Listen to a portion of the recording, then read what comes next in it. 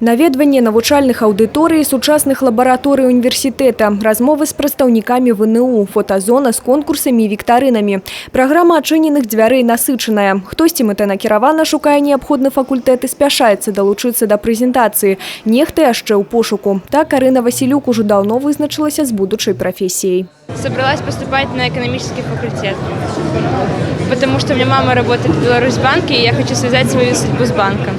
Дэманстрацыя дасягненняў цяперашніх студэнтаў і магчымасцяў ВНУ дапоўніла праграму. Университет традиционно предлагает обучение по очень большому количеству специальностей, которое охватывает практически все направления, востребованные в экономике не только Брестской области, но и Беларуси. Но тем не менее, мы постоянно рассматриваем возможности открытия новых специальностей. Яшчэ адным сюрпрызам дня адчыненых дзвярэй стала прэзентацыя бота абітурыента БРДТУ, так званага чат-бота, які распрацаваны на платформе Viber. Любы жадаючы можа знайсці чат-бот праз виджет на сайце універсітэта, альбо праз QR-код. У выкарыстанні ўсё даволі проста. Его основная задача – информировать наших абитуриентов о достоинствах нашего вуза. То есть будет идти активная рассылка о важнейших мероприятиях, о достоинствах, плюсах нашего университета.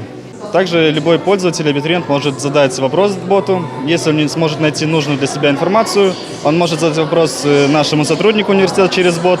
То есть он заполняет удобную форму, и после того наш сотрудник связывается с данным человеком и отвечает на его вопрос.